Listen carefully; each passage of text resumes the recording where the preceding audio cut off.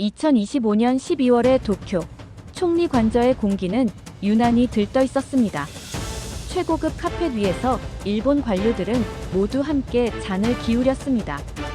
그들에게 대한민국 반도체는 그저 대체 가능한 소모품이자 일본의 소재 없이는 아무것도 만들 수 없는 하청 조립 공장에 불과했기 때문입니다. 다카이치 총리의 한국산 반도체 수입 전면 금지 선언은 잔인하리만큼 명확했습니다.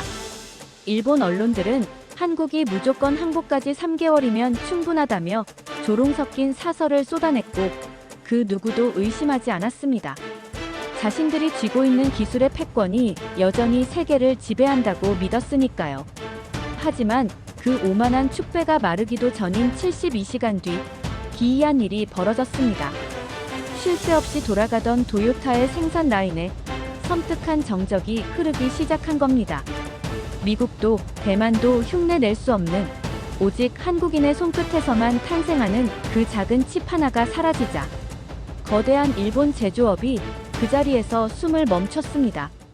비웃음이 비명으로 바뀌는데 걸린 시간은 고작 28시간. 과연 그날 밤 도쿄에서는 무슨 일이 있었던 걸까요? 안녕하세요. 저는 전 펜타곤 전략 분석관이자 현재 글로벌 기술 안보 컨설턴트로 활동 중인 제임스 밀러입니다. 방금 보신 일본 정부의 저 자신만만한 선언이 얼마나 터무니없는 도박이었는지, 그리고 그들이 간과했던 대한민국이라는 나라가 숨기고 있는 진짜 힘이 무엇인지 제가 직접 목격한 기밀 데이터를 바탕으로 말씀드리려 합니다. 사실 일본이 저토록 오만하게 나올 수 있었던 배경에는 비단 일본뿐만 아니라 서방 세계 전체에 퍼져 있던 한국에 대한 뿌리 깊은 고정관념이 자리 잡고 있었는데, 그것은 바로 한국은 그저 성실한 제조 기지일 뿐 독자적인 하이엔드 설계 능력이나 판을 뒤집을 게임 체인저급 기술은 없다는 착각이었습니다. 제가 이 착각이 얼마나 위험한지 처음 깨달았던 건 이번 반도체 사태가 터지기 불과 몇 달 전 태평양 인근에서 실시된 비공개 연합훈련 데이터 분석실에서였습니다. 당시 한국은 자체 개발한 차세대 레이더 시스템과 이를 연동한 방공 체계를 테스트하고 있었는데, 모니터에 송출되는 수치를 보고 저를 포함한 미해군 장교들은 시스템 오류를 의심할 수밖에 없었습니다. 화면에는 탐지거리 400km 밖에서 접근하는 초음속 표적 20개를 동시에 추적하면서도 오차 범위가 불과 0.5m 이내라는 말도 안 되는 데이터가 찍히고 있었기 때문입니다.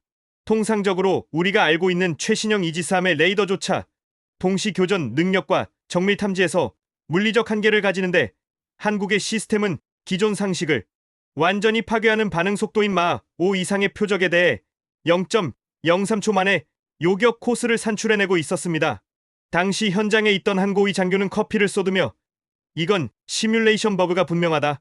한국 같은 작은 나라가 미국도 천문학적인 예산을 들여 겨우 도달한 기술적 정점을 단독으로 구현했을 리가 없다며 데이터를 전면 재검토하라고 소리쳤습니다. 하지만 재검토 결과는 더욱 충격적이었는데, 그것은 바로 버그가 아니라 한국이 독자적으로 개발한 질화갈륨 기반의 반도체 소자가 들어간 A사 레이더의 실제 성능이었으며, 우리가 알고 있던 기존 장비보다 열 효율은 30% 이상 높고 신호 처리 속도는 4배 이상 빨랐다는 사실이 밝혀졌습니다. 그들은 우리가 스마트폰이나 만드는 줄 알았던 삼성과 한국의 엔지니어들이 군사기술의 심장부인 반도체와 센서 분야에서 이미 세계 표준을 아득히 넘어서고 있다는 것을 까맣게 모르고 있었던 겁니다. 이 사건은 단순한 군사 기술의 과시가 아니라 한국이 가진 제조 능력이 임계점을 넘어 질적인 초월의 단계로 진입했다는 명백한 신호탄이었지만, 불행하게도 도쿄의 관료들은 이러한 시그널을 전혀 잊지 못했습니다. 그들은 한국의 반도체를 그저 돈만 주면 어디서든 사올 수 있는 대체 가능한 부품 덩어리로 취급했고, 자신들이 공급하는 소재 없이는 한국의 공장이 멈출 것이라는 20세기적 망상에 사로잡혀 있었습니다. 다카이치 총리가 수출 규제를 선언했을 때 저는 워싱턴의 사무실에서 쓴웃음을 지을 수밖에 없었는데, 왜냐하면 일본이 건드린 것은 단순한 메모리 칩 생산국이 아니라 전 세계 AI 산업과 군사 시스템의 신경망을 쥐고 있는 HBM, 즉 고대역 폭 메모리의 유일한 마스터키였기 때문입니다. 일본 정부는 HBM이 그저 디램을 여러 개 쌓아 올린 기술 정도로 생각했겠지만 실상은 전혀 달랐습니다. 이 기술은 마이크로 단위의 정밀도로 칩을 수직 적층하고 그 사이를 수만 개의 미세한 구멍으로 연결하여 데이터 전송 속도를 기존 대비 10배 이상 끌어올리는 극도로 정교한 공정이며 전 세계에서 오직 한국 엔지니어들만이 수율 80%라는 기적적인 숫자를 유지하며 양산할 수 있는 영역이었습니다. 일본이 한국을 배제하겠다고 선언한 그 순간 그들은 자신들의 목을 조르는 밧줄을 스스로 당긴 셈이었지만 그들은 72시간 뒤에 닥쳐올 재앙을 꿈에도 모른 채 승리에 취해 샴페인을 터뜨리고 있었습니다. 하지만 여러분이 지금 듣고 계신 이 HBM 이야기는 한국이 숨기고 있는 거대한 빙산의 일각에 불과하며 진짜 충격적인 비밀은 아직 수면 위로 드러나지도 않았습니다. 제가 입수한 첩보에 따르면 한국은 HBM을 넘어선 무언가를 이미 지하 벙커 깊은 곳에서 완성 단계에 이르렀다고 하는데 이것이 공개되는 순간 전 세계의 힘의 균형은 완전히 뒤바뀔 것입니다. 일본 정부의 충격적인 선언이 나온 지 정확히 48시간이 지났을 때 세계 금융의 중심 월스트리트와 기술의 심장 실리콘밸리는 겉으로는 침착한 척했지만 물밑에서는 이미 패닉 상태에 빠져 있었습니다. 당시 저는 워싱턴의 한 비공개 회의실에서 미국의 거대 테크 기업 임원들과 긴급 화상회의를 진행하고 있었는데 그들의 표정은 도쿄의 관료들이 샴페인을 터뜨리던 그 시각과는 정반대로 사색이 되어 있었습니다. 일본은 자신들이 소재 공급을 끊으면 한국이 무릎을 꿇을 것이라 계산했고 세계 언론들조차 일본의 소부장 기술력은 여전히 세계 최고이니 한국을 대체할 공급망을 금방 구축할 것이라며 낙관적인 논평을 쏟아내고 있었습니다. 심지어 일본의 경제 전문지들은 라피더스와 같은 자국 기업 연합이 3개월 안에 HBM 생산 라인을 구축하고 한국의 빈자리를 완벽히 메울 것이라는 몽상에 가까운 청사진을 발표하기도 했습니다. 하지만 현장의 엔지니어들이 마주한 현실은 일본 정부의 장밋빛 전망과는 차원이 달랐습니다. 제가 입수한 기술 보고서에 따르면 일본의 최정 상급 엔지니어들이 한국산 HBM을 뜯어보고 역설계를 시도했지만 그 과정에서 경악을 금치 못했다고 합니다. HBM은 단순히 메모리 칩을 위로 쌓아 올리는 것이 아니라 칩 사이에 1024개의 데이터 통로를 뚫고 머리카락 굵기의 20분의 1 수준인 2.5 마이크로미터 단위의 초미세 범프를 연결해야 하는 극한의 기술입니다. 일본의 기술진이 기존 장비를 동원해 시제품을 만들었을 때 그 결과는 참혹했습니다. 한국 제품은 데이터 처리 속도가 초당 1TB를 넘나들면서도 칩의 온도가 섭씨 70도 이하로 안정적으로 유지된 반면 일본이 급조한 대체품은 구동 12분 만에 온도가 110도를 넘어서며 시스템 강제 종료를 일으켰습니다. 이것은 단순한 기술 격차가 아니라 제조 노하우의 차원이 다른 문제였습니다. 한국은 칩 사이의 공간을 특수 물질로 채워 열을 방출하고 칩이 휘어지는 것을 막는 독자적인 공법을 10년 넘게 갈고 닦아왔지만 일본과 다른 경쟁국들은 이 공정의 난이도를 그저 이론적으로만 파악하고 있었던 것입니다. 실제로 미국 서부의 한 데이터 센터에서 일본산 대체 부품을 테스트하던 도중 서버 렉 전체가 과열로 인해 다운되는 사고가 발생했는데 이때 발생한 데이터 전송 지연 시간이 0.8초였습니다. 일반인에게 0.8초는 눈 깜짝할 새겠지만 초단타 매매가 이루어지는 금융시장이나 실시간으로 미사일을 추적해야 하는 군사 시스템에서 0.8초의 지연은 수조 원의 손실 혹은 전쟁의 패배를 의미하는 치명적인 수치입니다. 그럼에도 불구하고 세계는 여전히 한국의 저력을 과소평가하고 있었습니다. 뉴욕타임스를 비롯한 서구 언론들은 이것이 일시적인 공급망 교란일 뿐이라며 곧 대만이나 미국의 마이크론이 생산량을 늘려 해결할 수 있을 것이라는 안일한 분석을 내놓았습니다. 그들은 한국 엔지니어들이 클린룸에서 보내는 그 살인적인 시간과 집요함이 만들어낸 수율 90%라는 숫자가 타국 기업들이 수조 원을 쏟아부어도 단기간에 따라잡을 수 없는 마의 장벽이라는 것을 인정하지 않으려 했습니다. 심지어 펜타곤 내부에서조차 한국 의존도를 낮춰야 한다는 목소리가 나왔지만 막상 대체 가능한 리스트를 뽑아보니 고성능 인공지능 레이더와 무인기 제어 시스템에 들어가는 핵심 메모리의 98%가 한국산이라는 충격적인 결과만 재확인했을 뿐입니다. 제가 더욱 소름 끼쳤던 것은 이 혼란의 와중에 감지된 한국의 기이한 침묵과 그 뒤에 숨겨진 징후들이었습니다. 전 세계가 HBM 공급만으로 아우성칠 때 한국의 주요 연구단지 근처에서는 통상적인 전력 소비 패턴과는 완전히 다른 기이한 에너지 파동이 감지되었습니다.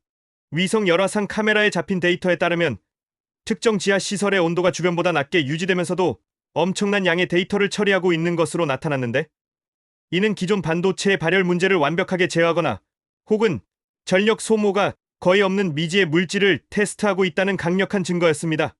사람들은 지금 당장 눈앞에 닥친 HBM 부족 사태에만 목을 메고 있었지만 저는 직감했습니다.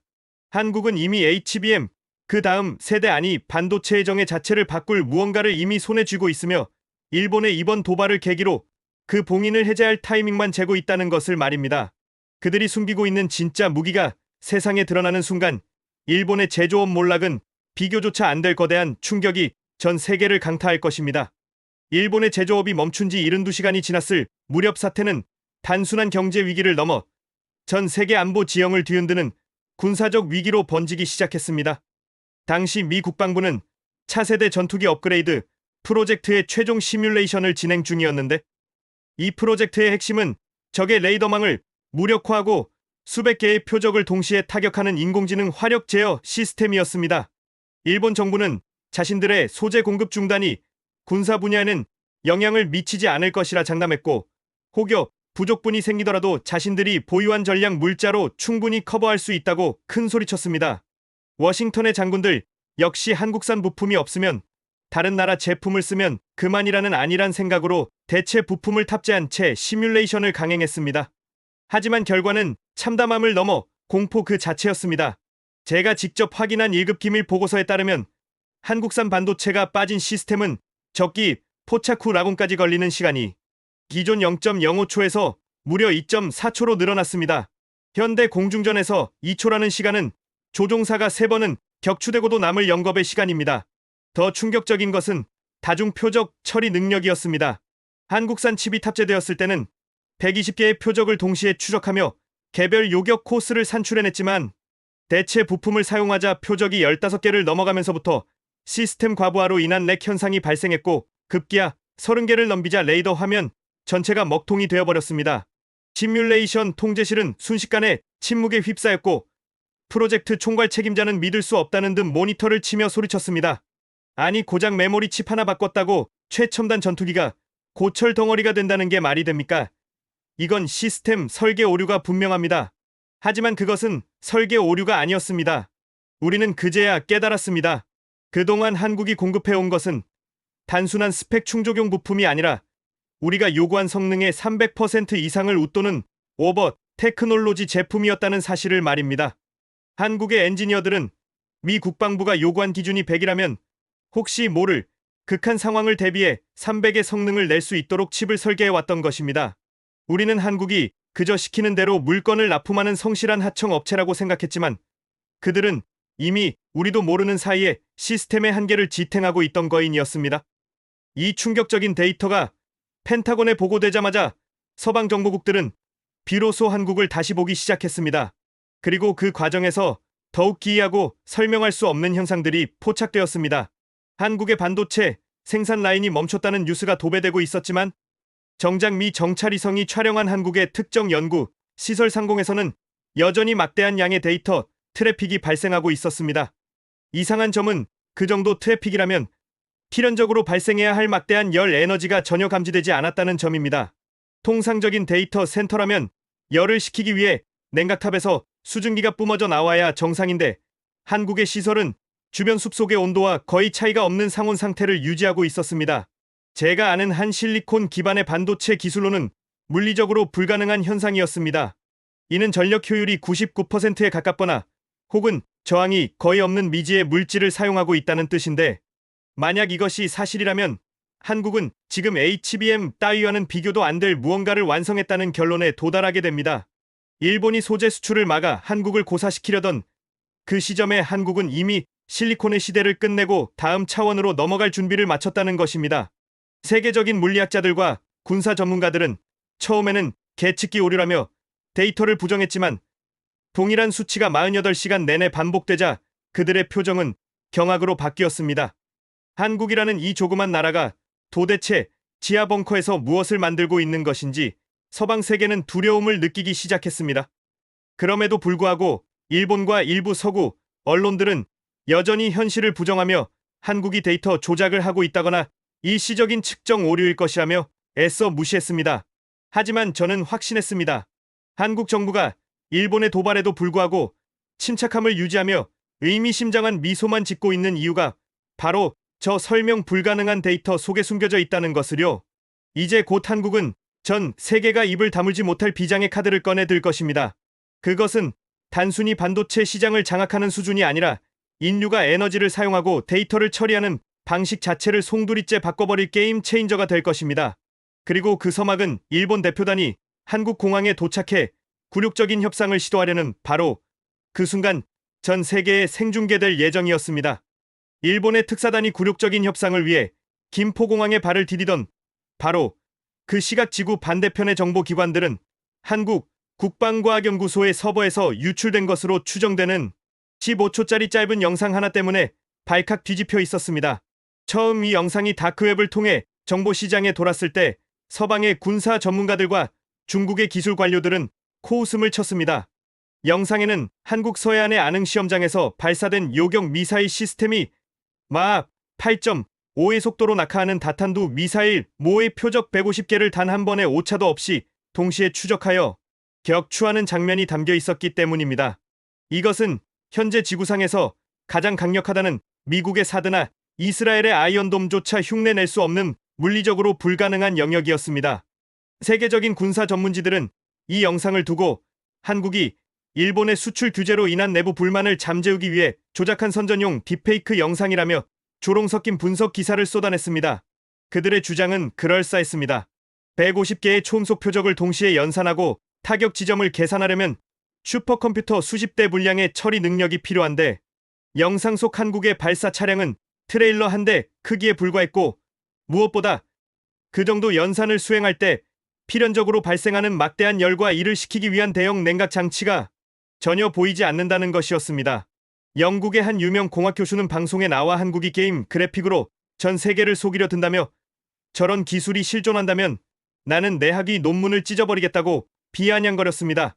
하지만 그들이 비웃으며 영상을 프레임 단위로 뜯어보고 있을 때 저는 펜타곤의 지하 벙커에서 위성 원본 데이터를 대조하며 등골이 서늘해지는 공포를 느끼고 있었습니다. 영상이 촬영된 그 시각 해당 지역을 지나던 미국의 정찰 위성 키올의 센서에는 조작할 수 없는 진실이 찍혀 있었기 때문입니다.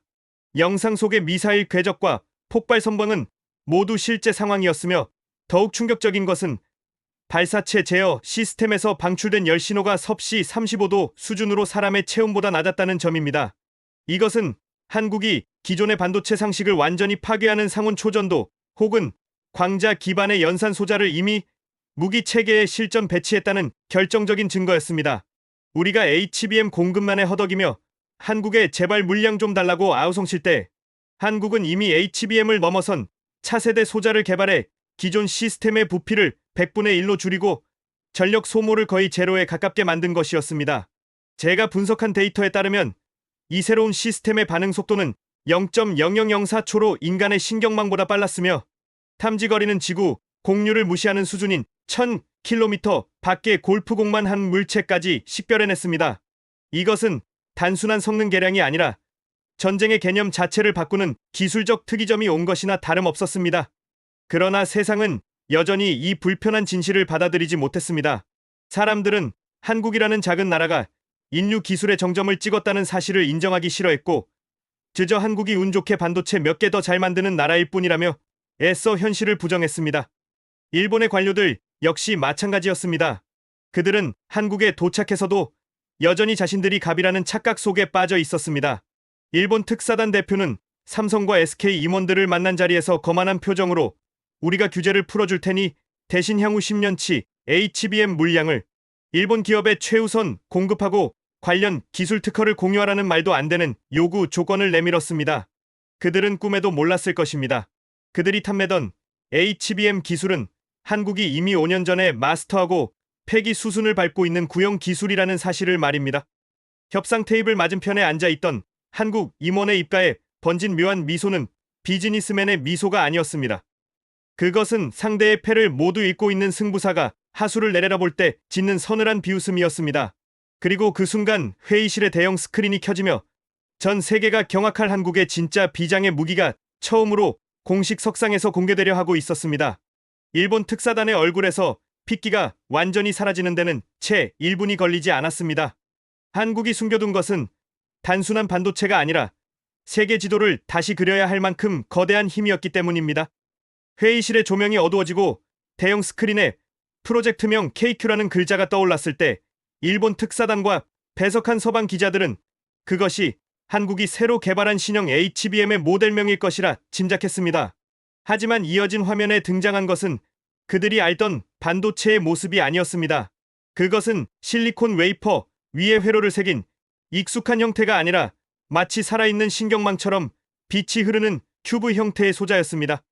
일본 대표는 당황한 기색을 감추며 저게 대체 무엇이냐고 물었고 한국 측 임원은 침착한 목소리로 대답했습니다. 이것은 반도체가 아닙니다. 이것은 연산하는 빛입니다. 그 순간 스크린에는 전 세계 과학계가 경악할 수치들이 폭포수처럼 쏟아져 내리기 시작했습니다. 클럭 속도 측정 불가, 전력 소모량 기존 반도체의 5만 분의 한 발열량 제로. 그것은 이론적으로만 존재했던 광자 기반의 뉴로모픽 프로세서였습니다. 기존의 반도체가 전자를 이동시켜 0과 1을 처리하며 필연적으로 저항과 열을 발생시키는 방식이었다면 한국이 공개한 이 기술은 빛의 입자인 광자를 이용해 저항 없이 데이터를 전송하는 꿈의 기술이었습니다. 제가 펜타곤에서 목격했던 열 신호가 없는 유령 데이터와 0.0004초라는 말도 안 되는 반응 속도의 미스터리가 단번에 풀리는 순간이었습니다. 한국은 HBM을 쌓아 올리는 물리적 한계를 극복하려던 게 아니라 아예 전자를 버리고 빛을 선택함으로써 반도체의 패러다임을 완전히 갈아엎어 버린 것입니다. 일본 특사단의 수석 기술 고문은 자리를 박차고 일어나며 소리쳤습니다. 거짓말하지 마십시오. 광자 컴퓨팅은 아직 기초 실험 단계이며 상용화되려면 최소 50년은 걸리는 기술입니다. 한국이 이런 걸 만들었을 리 없습니다. 이것은 명백한 사기극입니다. 그의 고함 소리에 한국 임원은 말없이 테이블 위에 놓인 작은 단말기를 켰습니다. 그러자 회의실 한편에 있던 구형 슈퍼컴퓨터 서버와 연결된 모니터의 복잡한 기후 예측 시뮬레이션 프로그램이 실행되었습니다. 이 시뮬레이션은 일본의 슈퍼컴퓨터 후가쿠가 처리하는데 꼬박 일주일이 걸리는 방대한 연산 작업이었습니다. 하지만 한국의 그 작은 큐브가 장착된 단말기는 엔터키를 누르자마자 단 3.2초 만에 향후 100년치의 기후 모델링 결과를 오차 범위 0.0001% 이내로 완벽하게 도출해냈습니다. 회의실은 찬물을 끼얹은 듯 정막에 휩싸였고 일본 기술 고문의 얼굴은 백지장처럼 하얗게 질렸습니다. 그것은 단순한 속도의 차이가 아니라 차원의 차이였기 때문입니다. 더 충격적인 사실은 그 다음 설명에서 드러났습니다. 한국 측은 이 기술을 완성하기 위해 일본이 수출을 통제했던 고순도, 불화수소나 포토레지스트 같은 기존 소재를 단 한 방울도 사용하지 않았다고 밝혔습니다. 대신 한국의 연구진은 강원도 정선의 폐광 지하 1000m 깊은 곳에 위치한 비밀 연구소인 예미랩에서 독자적으로 합성한 신물질을 사용해 빛을 가두고 제어하는 데 성공했던 것입니다. 즉 일본이 한국의 목줄을 죄겠다며 자랑하던 그 대단한 소재 기술들이 이 새로운 패러다임 앞에서는 아무짝에도 쓸모없는 구시대의 유물이 되어버렸다는 선언이었습니다. 저는 그 장면을 생중계로 지켜보며 전율을 느꼈습니다. 일본은 한국 반도체 산업을 무너뜨리기 위해 HBM 공급망을 흔들었지만 한국은 그 위기 속에서 HBM조차 필요 없는 세상을 만들어버린 것입니다. 이것은 마치 칼을 들고 덤비는 적 앞에서 총을 꺼낸 것도 모자라 아예 전장의 물리 법칙을 바꿔버린 것과 같았습니다. 한국의 발표가 끝나자마자 나스닥에 상장된 일본의 반도체 장비 기업들과 소재 기업들의 주가는 그 즉시 한가로 직행하며 곤두박질쳤고 반대로 한국의 관련 기업들은 거래 정지가 걸릴 만큼 폭등하기 시작했습니다. 세계 시장은 냉정하고 잔혹할 만큼 빠르게 반응했습니다. 이제 반도체의 주도권은 단순히 제조를 잘하는 나라가 아니라 빛을 지배하는 나라, 즉 한국으로 완전히 넘어갔다는 것을 자본시장이 먼저 인정한 셈입니다. 일본 특사단은 넋이 나간 표정으로 한국 임원을 바라보았습니다. 그들이 요구했던 HBM 우선 공급권이나 기술 공유 같은 거만한 조건들은 이제 입 밖으로 꺼낼 수도 없는 헛소리가 되어버렸습니다. 한국은 더 이상 일본의 소재가 필요한 나라가 아니었으며 오히려 일본이 한국의 이 신기술을 구걸해야만 자국의 제조업을 연명할 수 있는 처지가 되었기 때문입니다. 그리고 한국 임원은 결정적인 한마디를 던졌습니다.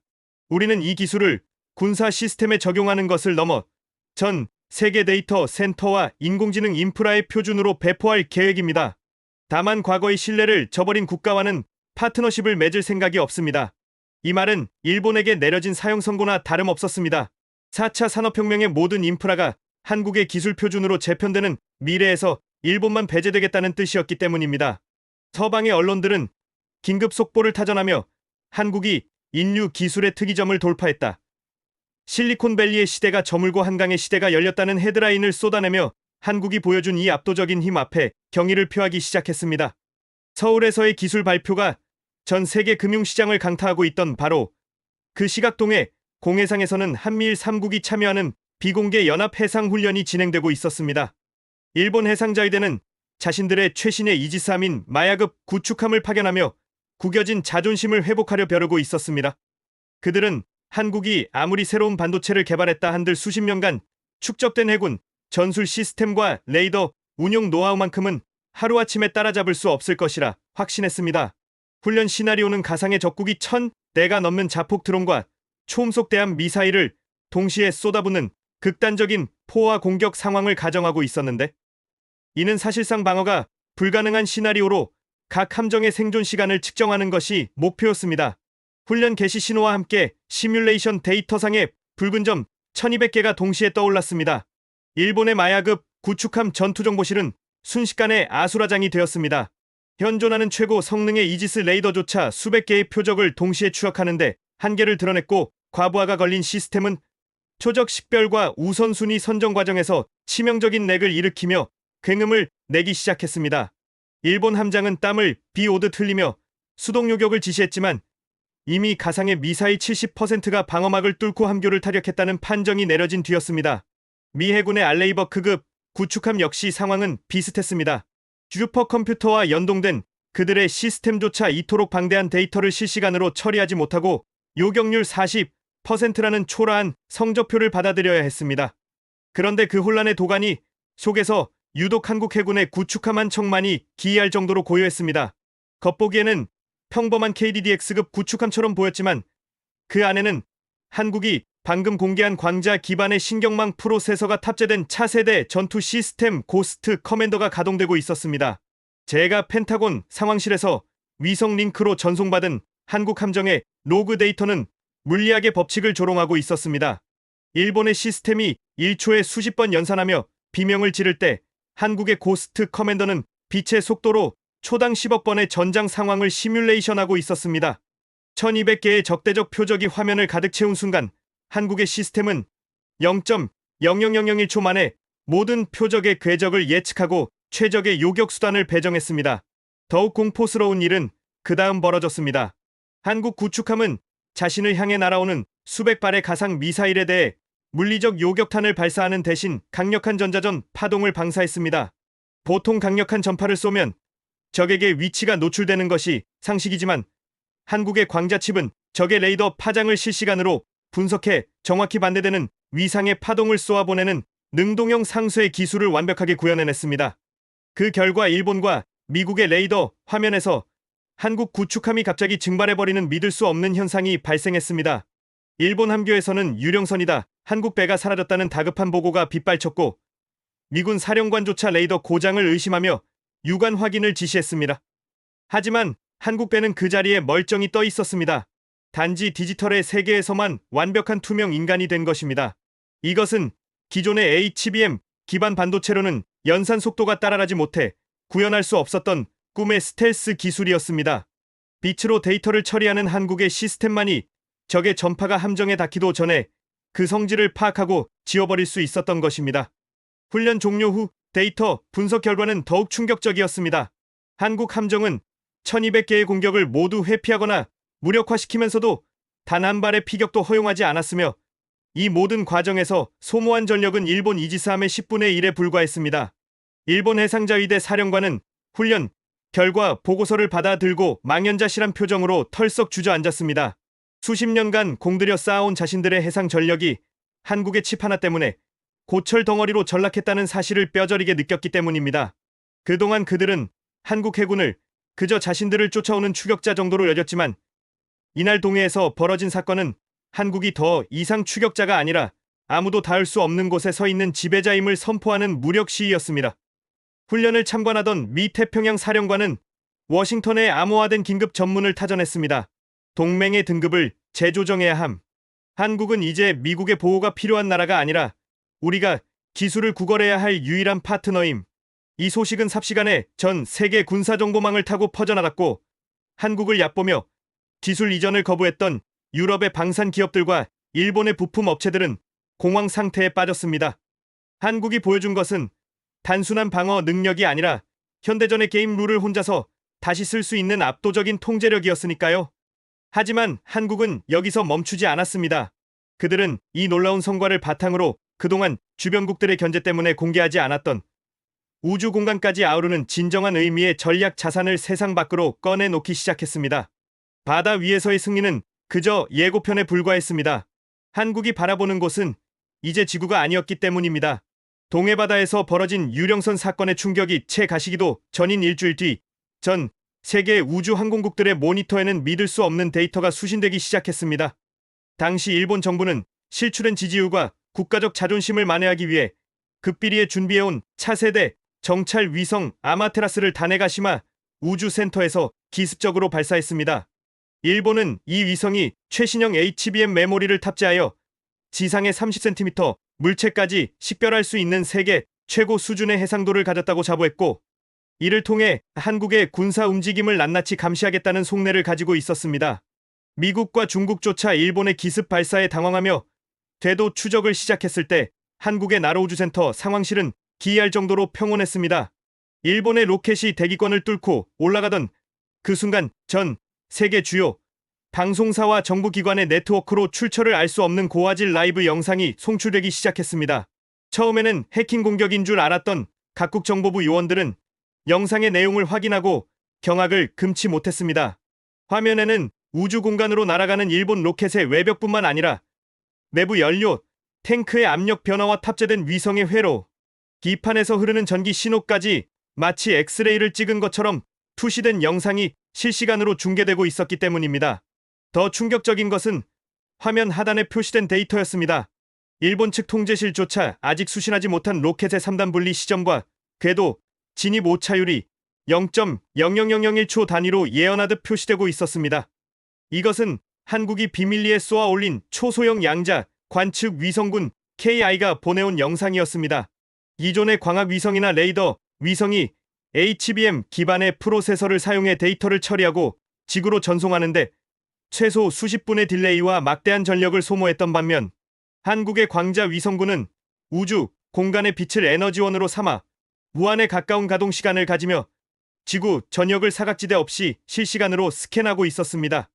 일본이 자랑하던 아마테라스 위성의 30cm 해상도는 한국의 KI 앞에서는 장난감 수준이었습니다.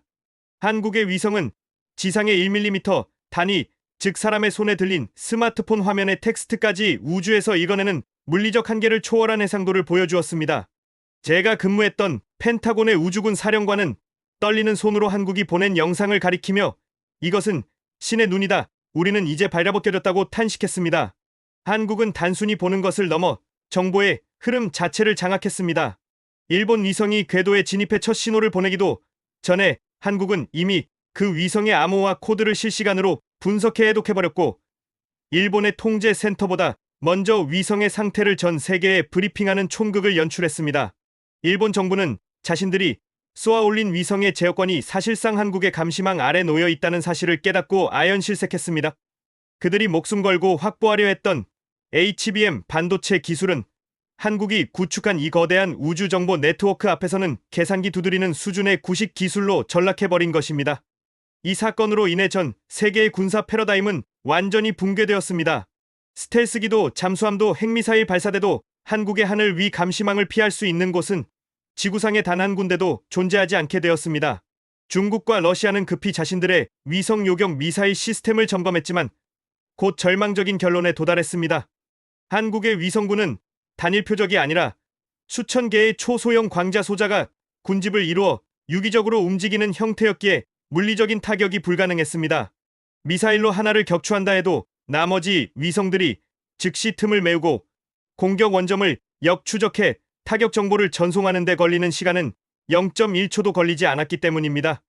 결국 그동안 한국을 기술적 파트너가 아닌 하위 동맹국으로 취급하며 기술 통제를 가했던 강대국들은 백기투항을 할 수밖에 없었습니다. 주요 7개국 정상회의 긴급 의제로 한국의 우주정보 공유망 참여 요청이 상정되었고, 일본 총리는 굴욕적인 표정으로 한국 정부에 특사를 파견해 제발 자국의 위성 통신망을 한국의 시스템에 연동시켜달라고 애원하는 처지가 되었습니다. 한국이 HBM이라는 반도체 하나를 무기화할 것이라 생각했던 그들의 예상은 보기 좋게 빗나갔습니다. 한국은 반도체를 무기화한 것이 아니라 그 반도체가 지배하던 정보, 통신과 우주항공의 질서 자체를 한국의 표준으로 재편해버린 것입니다. 이제 세계는 인정해야 했습니다.